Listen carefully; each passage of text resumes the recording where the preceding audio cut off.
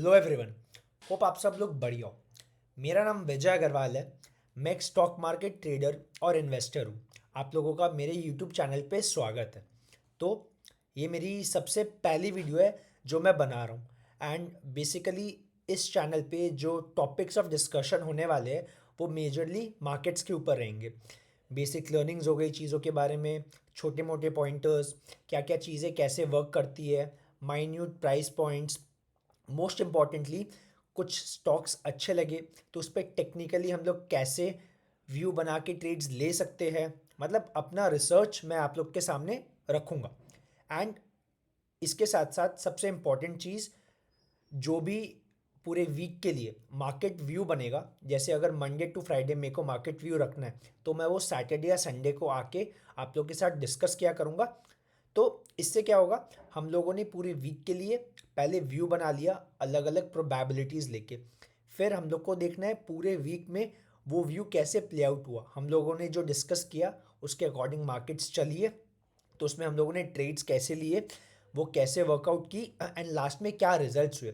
तो after post weekly analysis जो किए उसके बाद कैसे रहा मार्केट्स एंड क्या गलतियां की, वो हम लोग यहाँ पे आके वापस से देखेंगे ताकि हम लोग सिंक में रह सके कि जो चीज़ें सीख रहे हैं वो अप्लाई हो रही है या नहीं हो रही। मेरे लिए भी ये चीज़ एक डॉक्यूमेंटेशन की तरह काम करेगी कि पास्ट में कुछ कुछ चीज़ें जो हुई है मैंने कैसे प्ले आउट किया है, ताकि मैं फ्यूचर में उसको एज अ रेफरेंस पॉइंट लेके अपने आप को और इम्प्रूव कर सकूँ। तो ये वीडियो जो मैं बना रहा हूँ, स्टार्ट कर रहा हूँ, बेसिकली कमिंग वीक के लिए मार्केट व्यू रहेगा मंडे टू फ्राइडे 15 से 19 तारीख का। ठीक है। वी वीक के बीच में अगर मेरे को कोई व्यू में चेंजेस करने हुए या मेरे को लगा कि कुछ मेजर है तो मैं वो भी आके वीडियो के थ्रू अपडेट करूँगा। बट अभी हम लोग क्या करेंगे, निफ्टी, बैंक निफ्टी, इंडेक्स का एनालिसिस करेंगे, क्योंकि इंडो सेक्टर में इंडो इंडेक्स में बेसिकली मैं ट्रेड करता हूँ और कुछ कुछ लोग करते होंगे। एंड साथ में कुछ कुछ सेक्टर्स जो अच्छा कर सकते हैं उन पे कैसे व्यू लेके चलना है। ठीक है। तो स्टार्ट करते हैं। सबसे पहले हम लोग टॉप डाउन अप्रोच फॉलो करेंगे निफ्टी बैंक निफ्टी में। ठीक है। सबसे पहले हम लोग निफ्टी में आते हैं। निफ्टी में हम लोग वीकली टाइम फ्रेम पे आते हैं स्टार्ट करने के लिए। तो अगर आप लोग देखोगे अगर आप लोग देखोगे तो निफ्टी वीकली टाइम फ्रेम पे समझो वीकली मतलब 5 दिन की कैंडल्स बन रही एक एक। ठीक है। तो निफ्टी ने अराउंड 30 अक्टूबर से दिवाली के आसपास से टिल डेट नया ऑल टाइम हाई बनाया, एक स्ट्रेच में रैली आई है। अब हम लोग क्या करते हैं, पास्ट में ऐसा जब हुआ है तो मैं एक आइडिया दे रहा हूँ ब्रीफ कि मार्केट ने कैसे रिएक्ट किया। ये जब रैली आई थी, मार्केट फिर थोड़ा सा साइडवेज टू करेक्शन में गया। और एग्जांपल देख लेते हैं।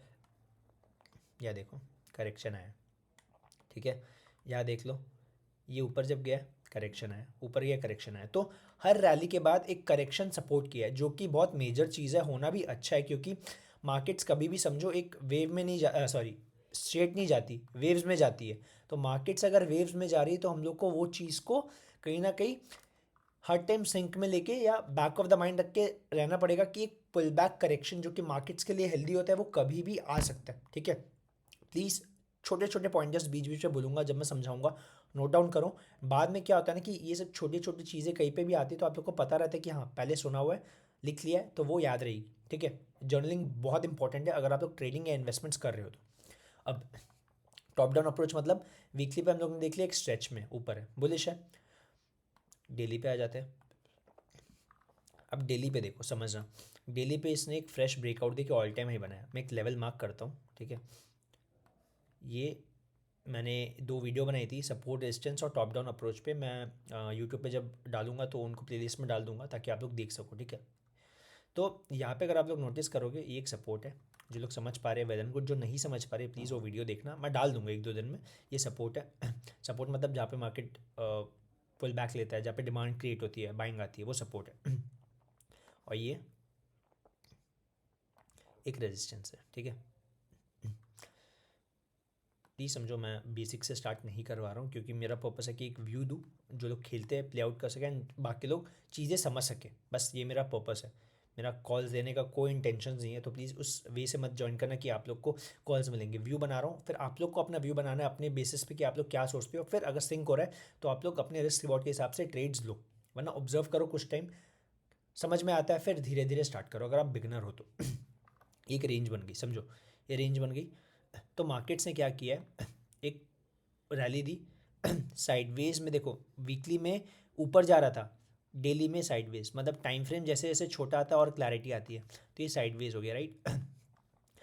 अब ब्रेकआउट दे दिया, ठीक है, तो कितना ऊपर जा सकता है। तो टेक्निकल्स में बेसिकली क्या होता है, टेक्निकल्स में हम लोग टारगेट्स कैसे लगाते हैं किसी भी मूव का।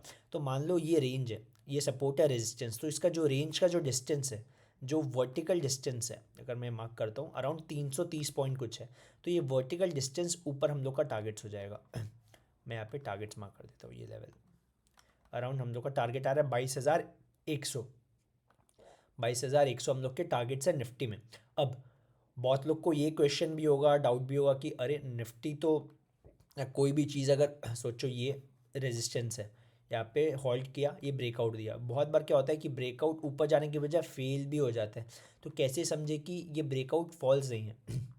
नंबर वन चीज़, जो क्लोजिंग आई है डेली टाइम फ्रेम पे आई है। अगर मैं इसको 15 मिनट करूँ, 15 मिनट देखो ऊपर जाके रिटेस्ट करके सस्टेन किए, तो डेली टाइम फ्रेम पे तो ये ब्रेकआउट सस्टेन करके आया, तो स्ट्रेंथ है नंबर वन। नंबर टू, आपको देखना ये जो रैली आई है, देखो निफ्टी में बहुत सारी चीज़ें रहती है, बहुत सारे सेक्टर्स स्टॉक्स होते हैं जिसका वेटेज ज़्यादा होता है, तो वो सेक्टर्स के स्टॉक्स भी साथ में सपोर्ट किए क्या, अगर सपोर्ट किए हैं तो ये जो बाइंग आई है ये फेक नहीं, समझने की कोशिश करो। अगर जो मेजर वेटेज के स्टॉक्स अगर वो ही इसको ऊपर उठा रहे हैं, बाकी सेक्टर्स के स्टॉक्स भी जो जो मेजर कॉन्ट्रीब्यूटर्स अगर वो भी इसमें इंक्लूडेड है, तो वेल एंड गुड, ये रैली सस्टेनेबल है। तो निफ्टी में अगर मैं आपको बताऊं तो आईटी, रिलायंस, कुछ कुछ बैंक्स, एल&टी, या ये सब स्टॉक्स है, ये सब मेजर कंट्रीब्यूटर्स हैं। तो मैं जस्ट आपको एक जस्ट दिखा देता हूँ ये लोग कैसे परफॉर्म कर रहे हैं। रिलायंस पे आ जाते हैं, जल्दी जल्दी बताऊंगा, इन सब में डिटेल में नहीं जाऊंगा। रिलायंस, रिलायंस आप देख सकते हो डेली टाइम फ्रेम पे ऊपर जाया जा रहा है, तो रिलायंस में स्ट्रेंथ है। इसके अलावा इधर देखो पीएसयूज भी आते हैं, पब्लिक सेक्टर बैंक्स सारे ग्रीन में, 6%, 3%, 2%, 1%, तो स्ट्रॉन्ग है। आईटी, आईटी जिनको आइडिया होगा लास्ट डे फ्राइडे को आईटी ने एक्सेप्शनल मूव दिया, ऑल थैंक्स टू इन्फोसिस, उसका रिजल्ट बहुत पॉजिटिव आया। गैप अप 4% खुलने के बाद भी 8% तक भागा है। बाकी सारे स्टॉक्स ऑलमोस्ट मिनिमम 4-5% ऊपर है, तो आईटी के हर स्टॉक में स्ट्रेंथ है। रिलायंस ऊपर है, मैंने एल&टी की बात की थी, मैं एल&टी भी दिखा देता हूँ। एल&टी, एक सेकेंड ना, एल&टी ये भी ऊपर जा रहा है, मतलब बहुत सारे स्टॉक्स है, बैंक्स भी है मेजर, जैसे एचडीएफसी बैंक हो गया, ये थोड़ा डाउन था बट डजेंट मैटर। बाकी आईसीआईसीआई, एसबीआई सब 1-2% ऊपर थे, ये देखो ये सब ऊपर थे।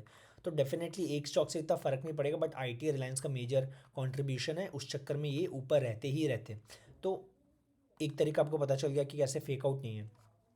अब रेंज का ब्रेकआउट आया तो हम लोग को टारगेट्स भी पता है, तो अब जैसे एग्जांपल मैंने इसमें एंट्री नहीं बनाई है, ठीक है, ब्रेकआउट आया, कंफर्मेशन मिल गई, अब मैं एंट्री कैसे लूँगा, दिक्कत आती है कहाँ घुसना है, मेन प्लान कर लेते हैं, एग्जीक्यूशन कैसे करें। प्लीज़ समझना, बहुत सारे तरीके हैं। जो ब्रेकआउट ट्रेडिंग करते हैं सिंपल, वो लोग क्या कर सकते हैं, अब देखो 1 डे पे हो गया, अब मैं 75 मिनट पे जाऊँगा, एंट्री छोटे टाइम फ्रेम पे लेनी है क्योंकि डेली पे तो आ गया है ना। अब देखो 75 मिनट्स मैं यूज़ करता हूँ, मेरे लिए वर्क करता है, बहुत बहुत लोग 1 आवर भी यूज़ करते हैं, बहुत लोग 30 मिनट्स भी यूज़ करते हैं, आपका प्रेफरेंस है, बट मेरे लिए 75 मिनट्स या 1 आवर दोनों अच्छा चलता है, 75 मिनट्स मैं प्रेफरेंस देता हूँ, ठीक है। अब ये देखो इसने ब्रेकआउट देके ऊपर लगातार 5 कैंडल ग्रीन बनाई है, तो ऑन अ स्ट्रेच एक रैली हुई है ना, तो आप, मैं ब्रेकआउट ट्रेडर नहीं हूँ, मैं बता देता हूँ, मैं हमेशा रीटेस्ट पे एंट्री करता हूँ।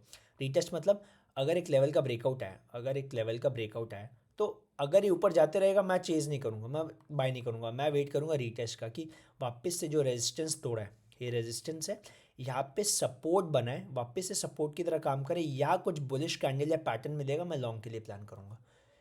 इससे क्या है, मैं हाइस पे बाई नहीं कर रहा हूँ और वापस से मेरे को एंट्री का मौका मिल रहा है, मेरा रिस्क रिवॉर्ड अच्छा होगा, तो मैं लंबा बैठ सकता हूँ पेशेंटली।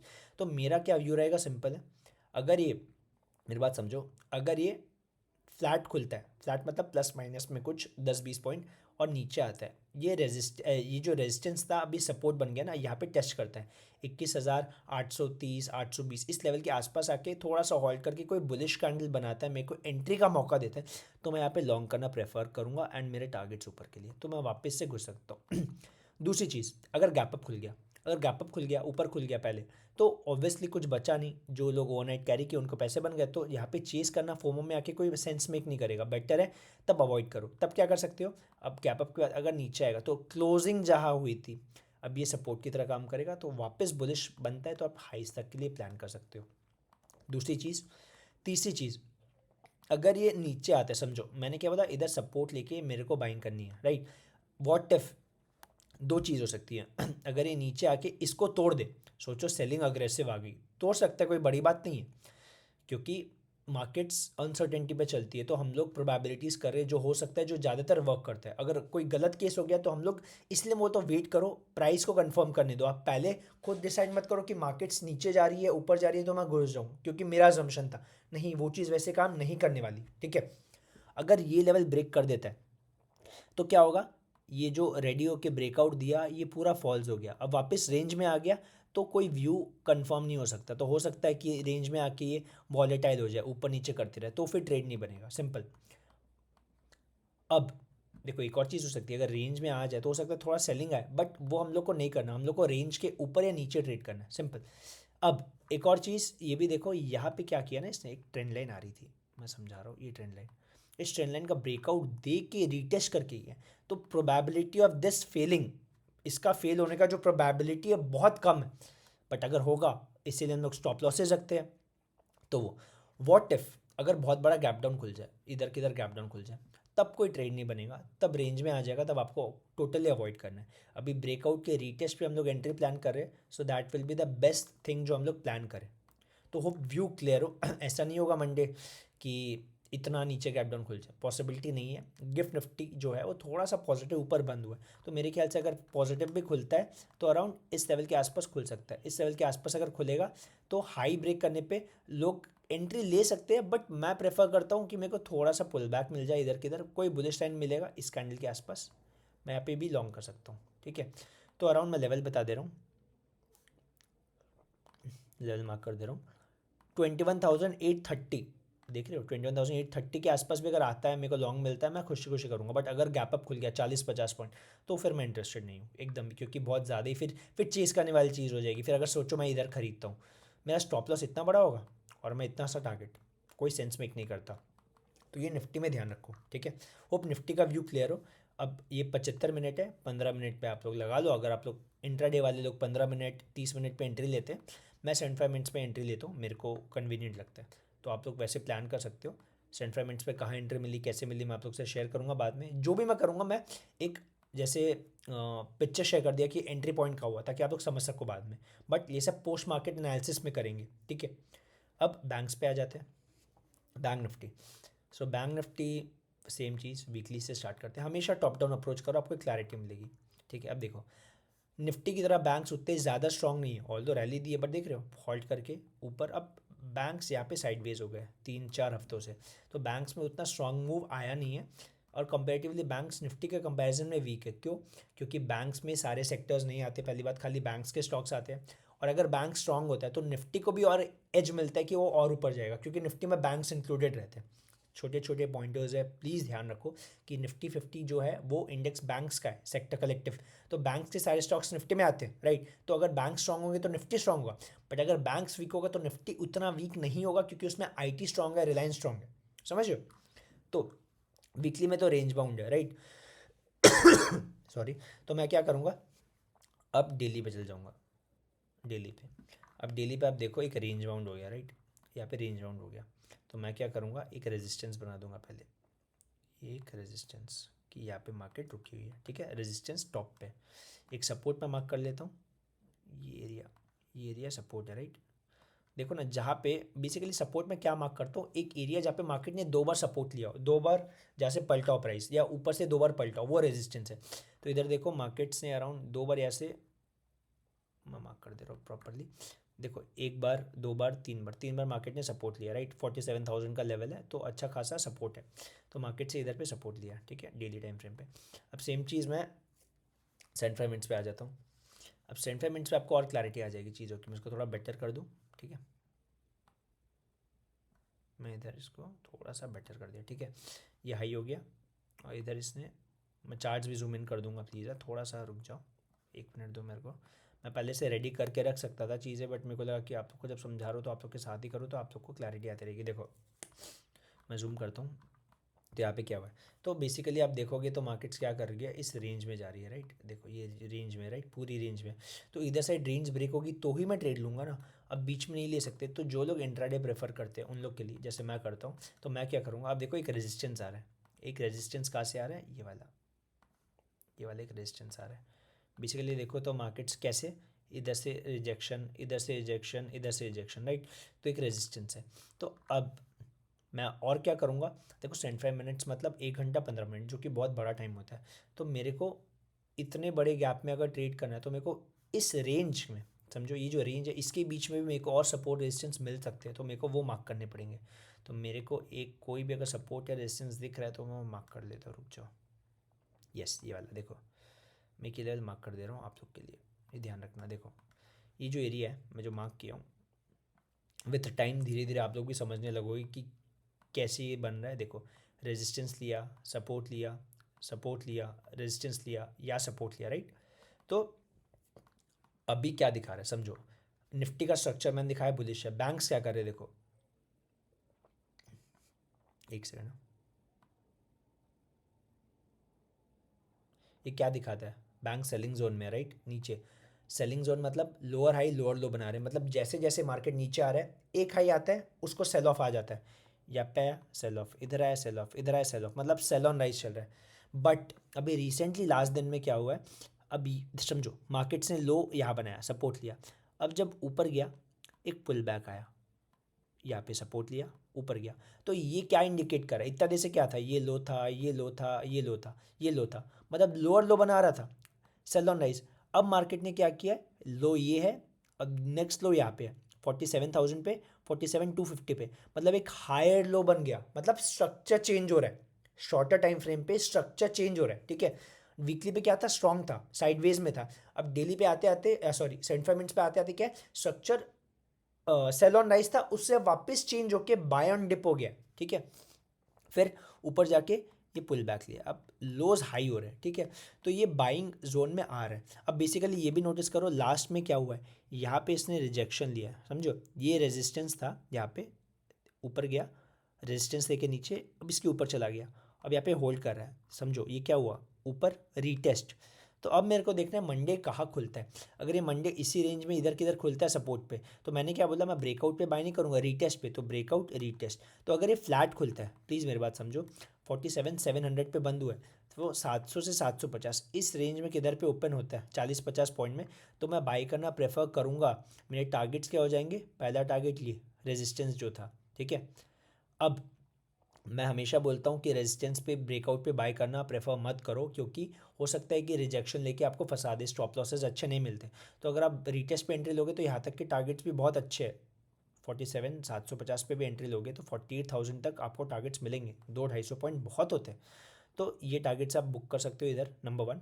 नंबर 2, अब टारगेट आने के बाद देखो, देखो ये रेजिस्टेंस एक बार दो बार टेस्ट हो चुका है, तो अगर मार्केट सही में स्ट्रांग है, एक लेवल समझो, अगर एक रेजिस्टेंस बार बार टेस्ट होता है, एक बार दो बार तीन बार, तो अगर इतना स्ट्रांग रेजिस्टेंस तो सेल ऑफ एक बार में आ जाए, नीचे चल जाए। बार बार ये लेवल टेस्ट क्यों हो रहा है, दिखाना चाह रहे कि रेजिस्टेंस वीक है, बायर्स डोमिनेट कर रहे हैं, वो रुकना चाह रहे हैं इधर, तो वीक होता है तो ब्रेक कर देता है।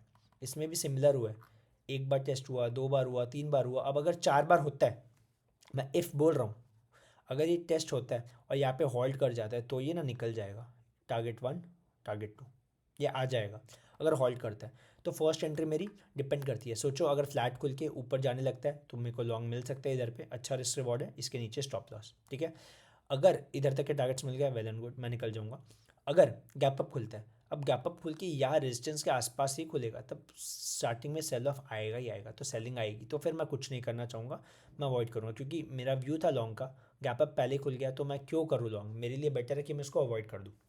दूसरा चीज़, अगर मार्केट्स फ्लैट खुल के नीचे जाने लगती है, समझो नीचे जाने लगती है, तो नीचे की रेंज खुल जाएगी, तो इसके नीचे एक सेल बन सकता है, पहला टारगेट और दूसरा टारगेट लोस तक का, डिपेंड करता है आपका व्यू क्या है। बट एक चीज़ समझो, अगर आप स्ट्रक्चर फॉलो करते हो, स्ट्रक्चर क्या बोलता है, लो हायर लो हायर लो, तो जब तक स्ट्रक्चर चेंज नहीं होता, हमेशा अगर आप स्ट्रक्चर ट्रेडर हो या कुछ भी हो तो आप हमेशा सपोर्ट पे बाय करोगे, जो मैंने बोला रीटेस्ट पे, और रेजिस्टेंस पे सेल करोगे। तो इसमें बेस्ट क्या होगा, अगर नीचे जाते हैं, अगर नीचे जा रहा है, नीचे जा रहा है, सोचो नीचे आ गया, इतना नीचे आ गया, फिर पुल बैक आया इधर, तो एक बात बताओ, स्ट्रक्चर क्या था, ये हाई था, ठीक है, अभी नीचे जाने लग गया, तो एक लोअर हाई बना ना, लोअर हाई, तो आप रीटेस्ट पे सेल करोगे। प्लीज समझने की कोशिश करो, आप बाय कब करते हो, पहले स्ट्रक्चर क्या है, बुलिश है, ऊपर क्या है, मार्केट ऊपर जा रही है, तो आप अगर फ्लैट खुल के ऊपर जाते हो तो बाय करोगे, बाय ऑन सपोर्ट। बट अगर सपोज मार्केट खुल के नीचे जा रही है, इसलिए आप बोलता हूँ वेट करो 5 मिनट 15 मिनट, ताकि आपको क्लैरिटी मिले। अगर मार्केट नीचे जा रही है, नीचे जा रही है, नीचे आ रही है, ये सपोर्ट तोड़ देती है, ये सपोर्ट तोड़ देती है, क्योंकि लास्ट लो ये था, मतलब एक नया लो बन गया, लोअर लो। इसके बाद फिर मार्केट ऊपर आती है, तो आप एक बात बताओ, इधर मेरा लो कौन सा था, मेरा लो ये था, राइट, ये था, फिर ये हाई, अब ये लो बन गया, मेरा लोअर लो के सॉरी, मेरा जो लो था मार्केट उसके नीचे आ गया, एक लोअर लो बना, फिर पुल बैक आया, तो स्ट्रक्चर चेंज हुआ, क्योंकि पहले हायर लो था, फिर नीचे ब्रेकडाउन करके जो लो था उसके नीचे क्लोज हुआ, तो लोअर लो बनाया, लोअर लो बनाया तो स्ट्रक्चर चेंज हो गया, तो फिर अब मैं सेल ऑन राइज में स्ट्रक्चर हो गया। तो अगर आप हाइज, अगर वीक है सही में, तो जो हाई बनाया उसको तोड़ेगा नहीं, इसके ऊपर नहीं जाएगा।